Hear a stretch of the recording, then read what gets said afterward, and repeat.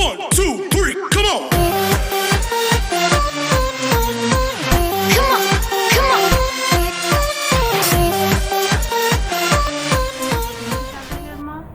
आपका अपने channel career sure with Avdhesh पर स्वागत करती हूँ।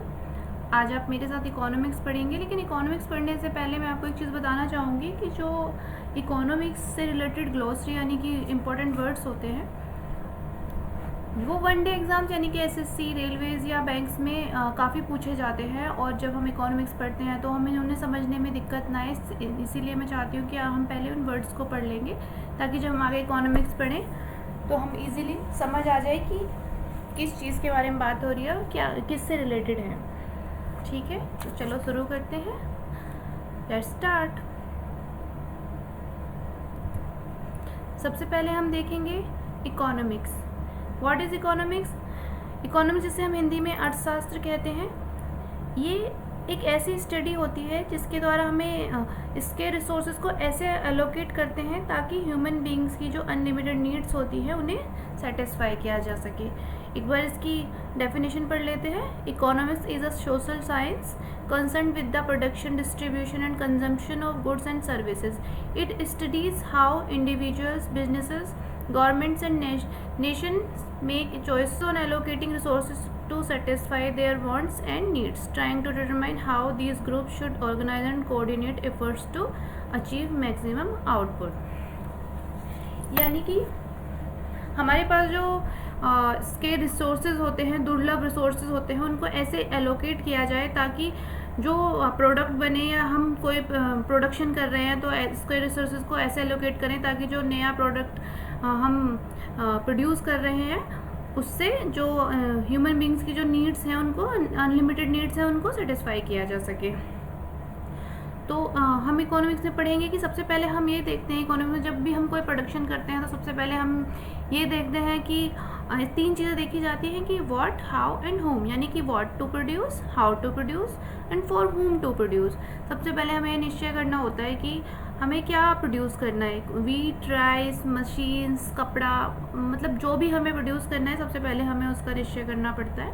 तो उसके बाद ये भी देखना पड़ता है कि कौन सी टेक्निक, जैसे कि how to produce, labour intensive technique का यूज़ किया जाए या कैपिटल इंटेंसिव टेक्निक का प्रयोग किया जाए। लेबर इंटेंसिव टेक्निक में लेबर का ज़्यादा प्रयोग किया जाए, कैपिटल इंटेंसिव में कैपिटल का।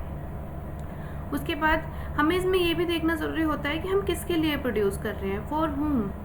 ठीक है, तो ये देखना पड़ता है किस क्लास के लिए, किन लोगों के लिए, कौन सा समाज का तबका है जिसके लिए चीज़ प्रोड्यूस की जा रही है ताकि उसका अधिक से अधिक उपभोग हो सके। तो इन सब चीज़ों का अध्ययन हम इकोनॉमिक्स के अंदर करते हैं। आगे अगला वर्ड्स देखते हैं, इकोनॉमी।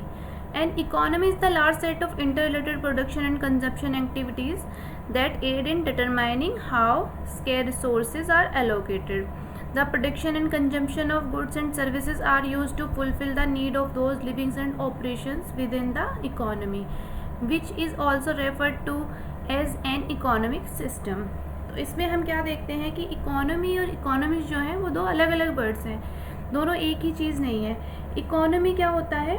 इकोनॉमी जो इकोनॉमिक्स होता है वो एक स्टडी है, और इकोनॉमी क्या होता है? उसका एक्शन है, यानी थ्योरी ऑफ एक्शन है। इसमें एक एक्टिविटीज़ को शामिल किया जाता है, यानी कि जब चीज़ों को प्रैक्टिकली किया जाता है। How scarce resources are allocated, जो उन्हें एलोकेट किया जाता है उनको प्रैक्टिकली किया जाता है, प्रोडक्शन किया जाता है, कंजम्पशन होता है, तो इसके प्रैक्टिकली ये पूरा सिस्टम क्या कहलाता है? इकोनॉमी।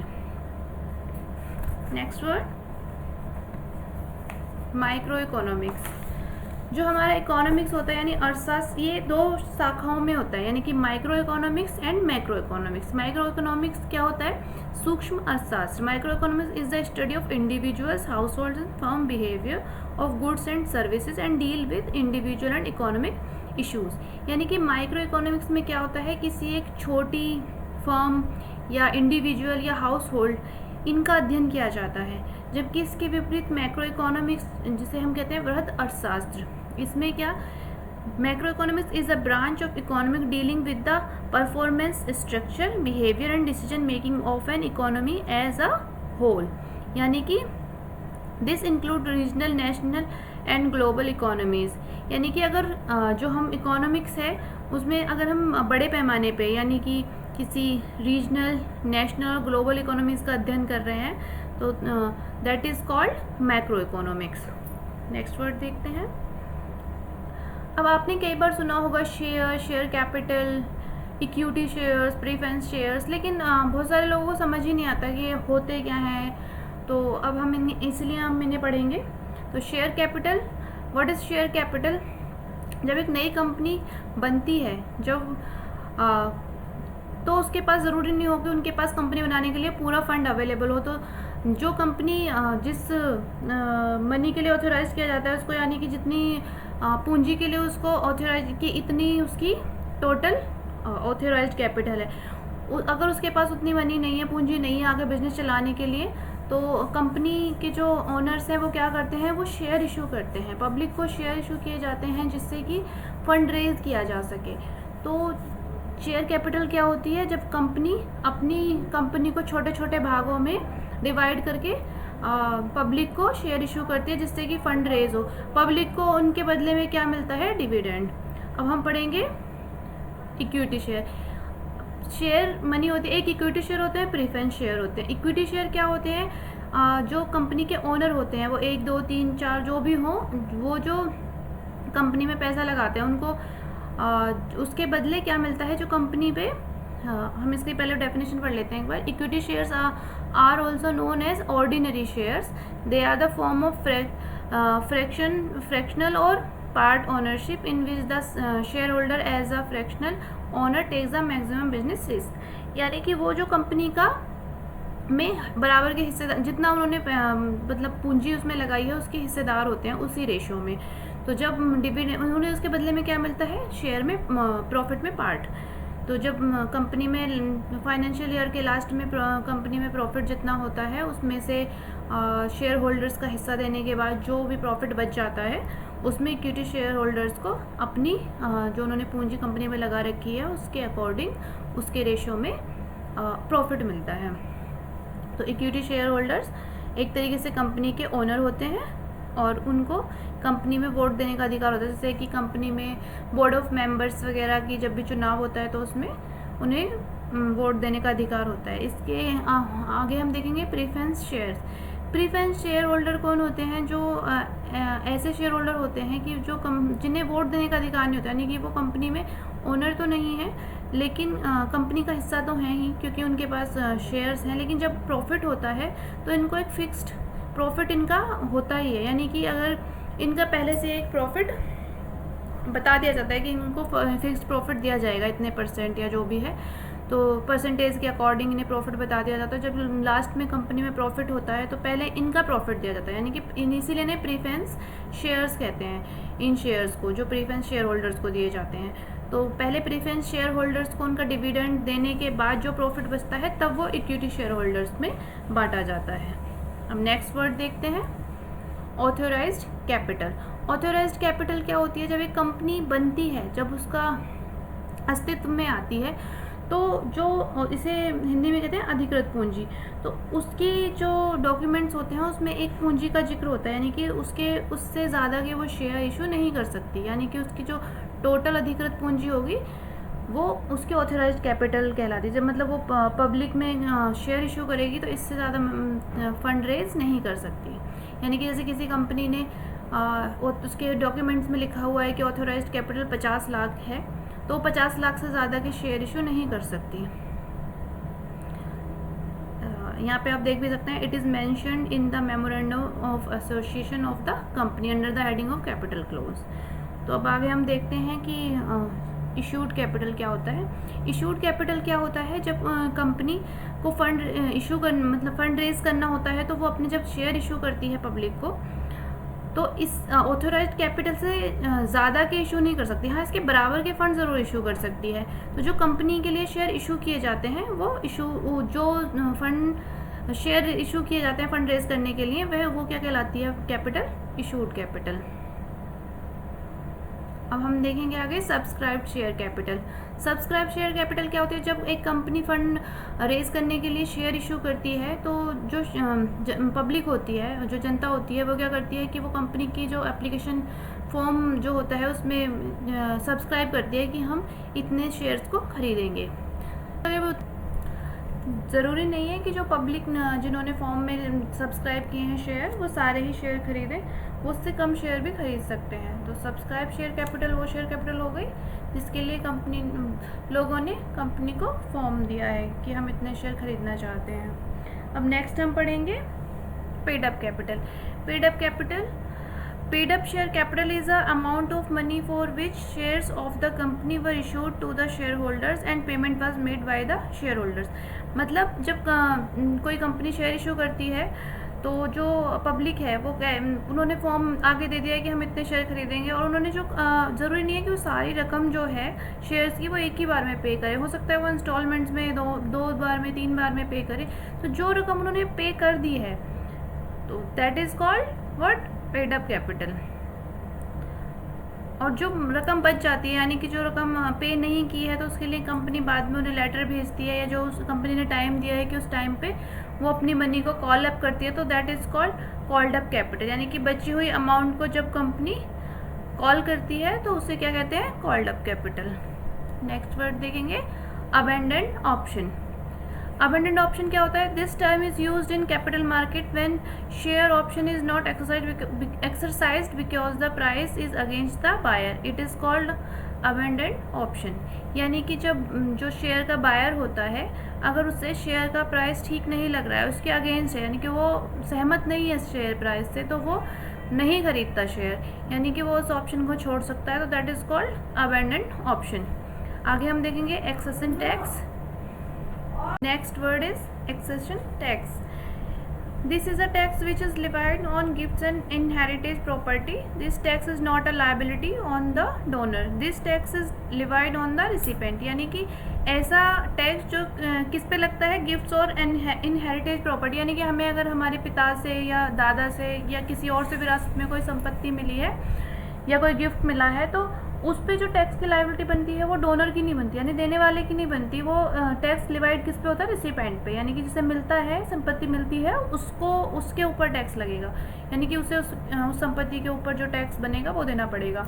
तो इस टैक्स को क्या कहते हैं? Excessive tax. नेक्स्ट वर्ड देखते हैं balanced budget. A balanced budget is a budget in which revenues are equal to expenditure, thus neither a budget deficit nor a budget surplus exists. More generally, it is a budget that has no budget deficit but could possibly have a budget surplus. यानी कि एक ऐसा budget जिसमें जो revenues होते हैं वो expenditure के इक्वल होते हैं, यानी कि जो खर्चे हैं वो आगम के इक्वल हैं, तो ना तो कोई प्रॉफिट हुआ है ना लॉस हुआ है, तो इस बजट को क्या कहते हैं? Balanced budget. या क्या हो सकता है कि इसमें मोर जनरली ये भी हो सकता है कि थोड़ा बहुत सरप्लस हो बट डेफिसिट नहीं है, तो इसका मतलब बैलेंस बजट में या तो प्रॉफिट लॉस दोनों में से कुछ नहीं होगा, या फिर सरप्लस हो सकता है लेकिन डेफिसिट नहीं हो सकता।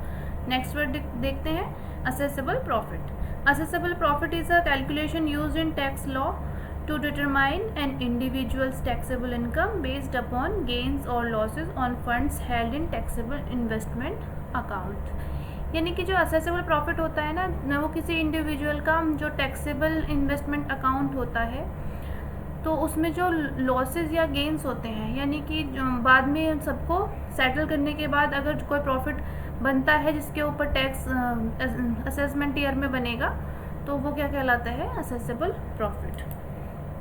ऑक्शन। ऑक्शन वर्ड तो आपने काफ़ी सुना होगा, मूवीज़ वगैरह में भी काफ़ी यूज़ होता रहता है। नीलामी, कि इसकी नीलामी हो रही है, किसी घर की नीलामी हो रही है, तो ऑक्शन में क्या होता है कि an auction is usually a process of buying and selling goods or services by offering them up for bid, taking bids and then selling the item to the highest bidder or buying them item from the lowest bidder. यानी कि जब किसी चीज़ की नीलामी होती है तो उसके लिए बोलियां लगती हैं, बिड्स लगती हैं। जो सबसे हाई बिड वाला बंदा होता है, जिसने सबसे ज़्यादा बोली लगाई, जैसे कोई चीज़ है उसके लिए किसी ने 1 लाख की, 2 लाख की, 3 लाख की, किसी ने 10 लाख की लगाई, यानी कि उसकी बिड सबसे ज़्यादा है, तो उसे वो बेच दी जाती है। नेक्स्ट वर्ड है amalgamation. Amalgamation is a combination of two or more companies into a new entity. Amalgamation is distinct from a merger because neither company involved survives as a legal entity. Instead, a completely new entity is formed to house the combined assets and liability of both companies. यानी कि amalgamation में जो दो छोटी company होती हैं वो मिलकर एक नई कंपनी बनाती हैं। जैसे कि हम माने कोई एक्स लिमिटेड और वाई लिमिटेड है, दोनों की मिलके एक जेड लिमिटेड नई कंपनी बनकर जो दोनों की संपत्तियां हैं या असेट्स हैं, लाइबिलिटीज़ हैं, वो सब अब मिलकर एक नई कंपनी बनेगी, उसी में देखी जाएंगी। अब हम एक चीज़ और देखेंगे, जो अमेलगमेशन है ये मर्जर से अलग होता है। अमेलगमेशन मर्जर में भी दो या दो से ज़्यादा कंपनियां मिलके एक नई नहीं मतलब जो बड़ी कंपनी है। मर्जर में क्या होता है कि एक बड़ी कंपनी होती है और वो छोटी कंपनी उसमें मिलके उसमें मर्ज हो जाती हैं, यानी कि वो अपना अस्तित्व खो देती हैं और जो बड़ी कंपनियां वो रह जाती है। लेकिन अमेलगमेशन में क्या होता है कि दो या दो से अधिक जो भी कंपनियां हैं वो मिलके एक नई कंपनी बना रही है। उनमें कोई ऐसा नहीं है कि अगर दोनों ही अपना अस्तित्व खो के एक नई बिल्कुल कंपनी फॉर्म हो जाती है। अमेलगमेशन जैसे कि हमने कोई लोन ले रखा है, हम उसको लोन और उसका इंटरेस्ट जो होता है हम इंस्टॉलमेंट्स में पर ईयर जैसे पे ऑफ करते हैं, तो इसको कहते हैं amortisation. Amortisation is an accounting technique use to periodically lower the book value of a loan or intangible asset over a set period of time. यानी कि एक सेट पीरियड ऑफ टाइम में जो धीरे धीरे रीपे किया जाता है वैल्यू को, तो उसको क्या कहते हैं, अमोर्टाइजेशन। नेक्स्ट वर्ड देखते हैं, डेप्रिसिएशन। डेप्रिसिएशन क्या होता है, ह्रास, यानी कि इसे बोलते हैं हिंदी में मूल्यह्रास। यानी कि किसी चीज़ को हम जब यूज़ करते हैं तो उस यूज़ करने पे उसकी वैल्यू कम होती चली जाती है, यूज्ड अप वैल्यू, तो उसको क्या कहते हैं, डेप्रिसिएशन। इसका एक बार हम इसकी पढ़ लेते हैं इसको। Depreciation is an accounting method of allocating the cost of a tangible or physical asset over its useful life or life expectancy. Depreciation represents how much of an asset's value has been used up. यानी कि जैसे कोई हमारी, सबसे पहले तो हम देखेंगे कि डेप्रिसिएशन जो लगता है ये लगता है हमारा टेंजिबल असेट्स पे। जैसे कि कोई मशीनरी हो गई, फर्नीचर हो गया, या आप घर में भी देखते हैं कि आप कोई कार या बाइक खरीद लेते हैं, तो जब कुछ टाइम बाद 1 साल 2 साल बाद आप उसे बेचते हैं तो उसकी जो यूज्ड अप वैल्यू है वो कम हो जाती है। यानी कि किसी चीज़ का यूज़ करने से जो उसकी वैल्यू कम हुई है वो उस पर ह्रास कहलाता है, यानी कि डेप्रिसिएशन कहलाता है। तो डेप्रिसिएशन हमेशा टेंजिबल असेट्स पे लगता है, फिक्स्ड असेट्स पे लगता है। अब नेक्स्ट वर्ड देखते हैं, एप्रिसिएशन। डेप्रिसिएशन का बिल्कुल विपरीत होता है appreciation. Appreciation is the increase in the value of an asset over time. This is the opposite of depreciation which is a decrease over time. यानी कि डेप्रिसिएशन का जो अपोजिट होता है वो एप्रिसिएशन होता है। एप्रिसिएशन में किसी चीज़ की वैल्यू बढ़ जाती है, जैसे कि आप देखते हैं लैंड हो गया, गोल्ड हो गया, इनकी वैल्यू ओवर टाइम बढ़ती चली जाती है। तो जिस चीज़ की वैल्यू बढ़ती चली जाती है तो इसे क्या कहते हैं, एप्रिसिएशन। नेक्स्ट वर्ड देखते हैं, annuity. An annuity is a contract between you and an insurance company in which you make a lump sum payment or series of payments and in return receive regular disbursement beginning either immediately or at some point in the future। Mostly आपने देखा है कि जब आप कोई insurance कराते हैं, like ऐसा कि इसमें या तो आप एक फिक्स्ड अमाउंट लम सम में पे कर देते हैं, या सीरीज़ ऑफ पेमेंट यानी कि धीरे धीरे किस्तों में पे करते रहते हैं, और एक टाइम के बाद जैसे 20 साल या 25 साल का आपने वो इंश्योरेंस कराया, जब तक आपको अमाउंट पे करनी है, और उसके बाद क्या होगा, या तो तुरंत या फिर कुछ टाइम रुक के 2 4 10 साल बाद रुक के आपको एक निश्चित अमाउंट मिलनी शुरू हो जाती है, जो आपको हर महीने या तिमाही पे, छमाही पे या सालाना जो भी है, जो आपकी उसमें कंडीशन है, टर्म्स एंड कंडीशन है, उसके अकॉर्डिंग मिलना शुरू हो जाती है। तो ये क्या कहलाती है, एन्युटी। नेक्स्ट वर्ड देखते हैं, next word is arbitrage. Arbitrage is a purchase and sale of an asset in order to profit from a difference in the asset's price between markets. It is a trade that profit by exploiting the price differences of identical or similar financial instrument in different market or in different firms. मतलब arbitrage क्या होता है कि अब कोई व्यक्ति है, जैसे कि वो एक मार्केट से कोई चीज़ खरीद के उसे दूसरे मार्केट में जाके प्रॉफिट पे बेच रहा है, यानी कि कोई चीज़ है जो कहीं पे एक नॉर्मल मार्केट है वहाँ पे सस्ती मिल रही है और कहीं पे दूसरे मार्केट में वही चीज़ काफ़ी महंगी मिल रही है, तो वो प्रॉफिट वहाँ से उठा के उसे दूसरे मार्केट में बेच के जो प्रॉफिट कमाता है, तो इसे क्या बोलते हैं, इस पूरी जो प्रोसेस है इसको बोलते हैं आर्बिट्रेज। नेक्स्ट वर्ड देखते हैं आर्बिट्रेशन। आर्बिट्रेशन क्या होता है? Arbitration is a mechanism for resolving disputes between investors and brokers और between brokers. It is overseen by the Financial Industry Regulatory Authority FINRA and the decision are final and binding.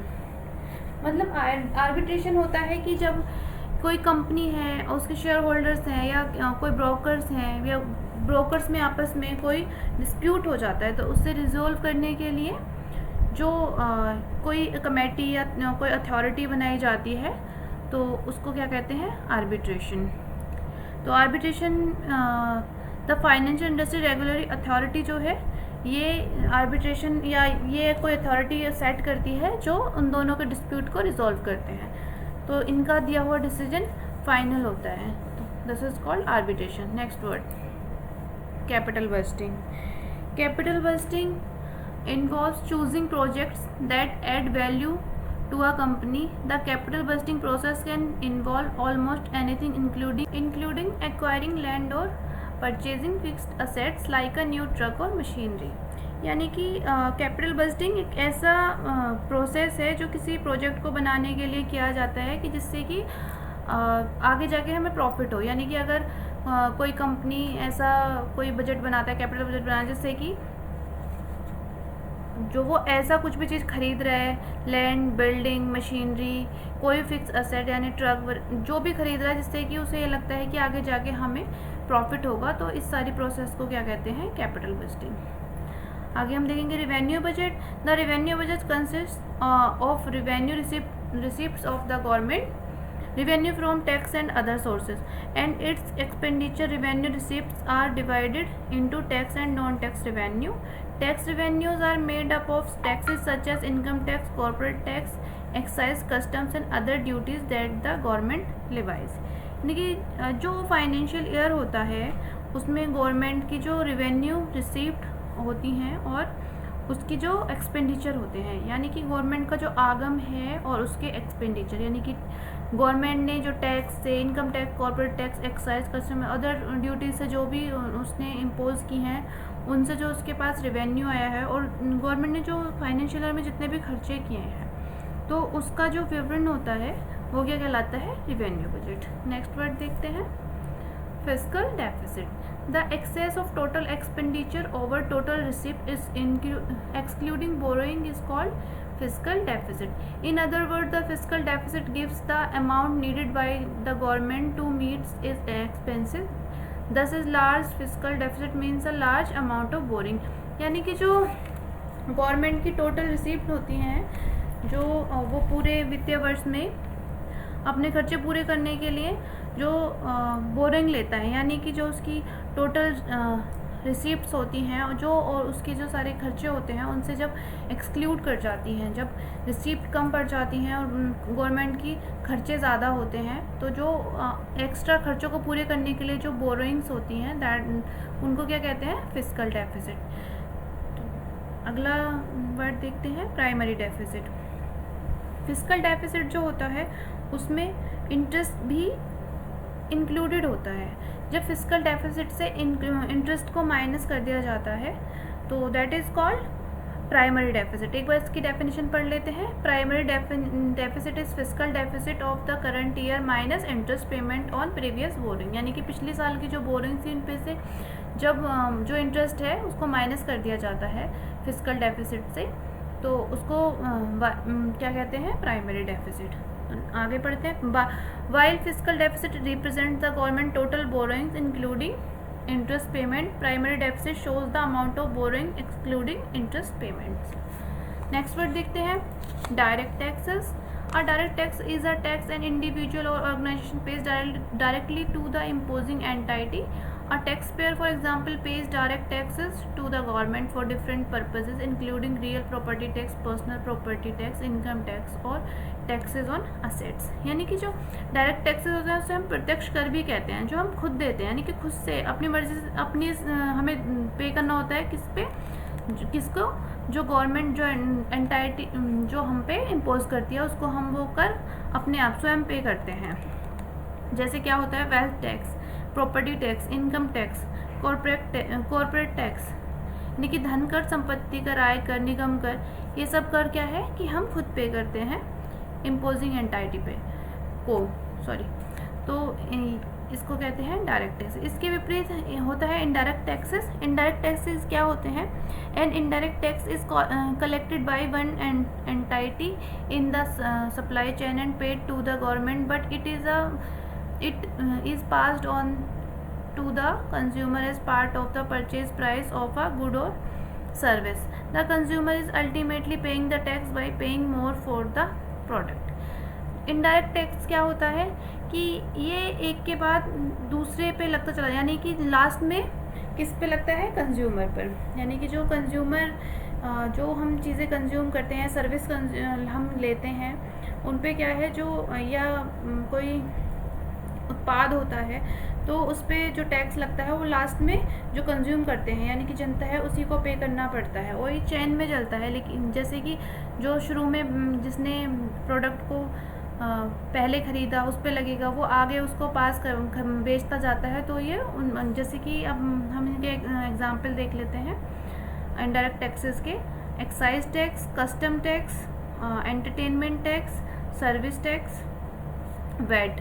आपने देखा ही होगा कि जब आप मूवी देखने जाते हैं तो उस पर आपको नीचे टैक्स लगा हुआ मिलता है, या आप किसी डिपार्टमेंटल स्टोर में कोई सामान खरीदने जाते हैं तो उस पर भी वैट होता है। और जब हम कोई सर्विस लेते हैं तो उस पर सर्विस टैक्स होता है।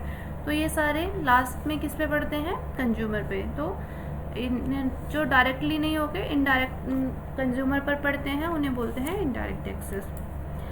नेक्स्ट वर्ड है बैलेंस शीट। बैलेंस शीट क्या होती है?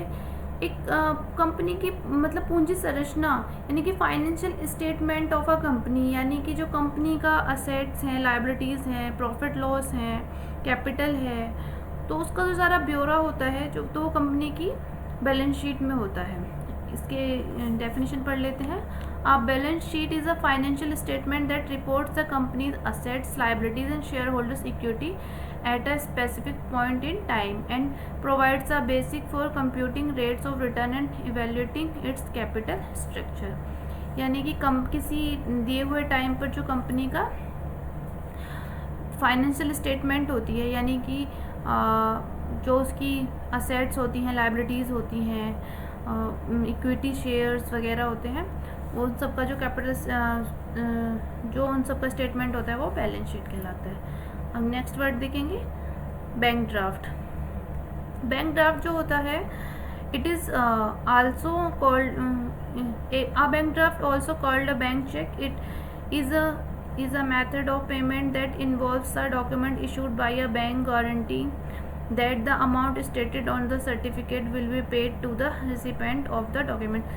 बैंक ड्राफ्ट जो होता है वो बिल्कुल चेक जैसा होता है। लाइक कि कोई व्यक्ति है वो किसी दूसरे व्यक्ति को उसे कुछ अमाउंट पे करनी है तो वो क्या करेगा कि बैंक में जाके बैंक ड्राफ्ट बनवाता है। बैंक ड्राफ्ट बनाने के लिए बैंक अपनी फ़ी लेगा और जो जिसको भुगतान करना है, यानी कि जिस व्यक्ति के नाम से वो बैंक ड्राफ्ट बना है, उसको एक तरीके से बैंक गारंटी देता है कि जब वो बैंक ड्राफ्ट को प्रस्तुत करेगा भुगतान के लिए, तो जो पे कर रहा है, जो बैंक ड्राफ्ट बनवा रहा है, उसके अकाउंट से वो रकम जो जिसको पे करना है उसके अकाउंट में ट्रांसफ़र कर दी जाएगी।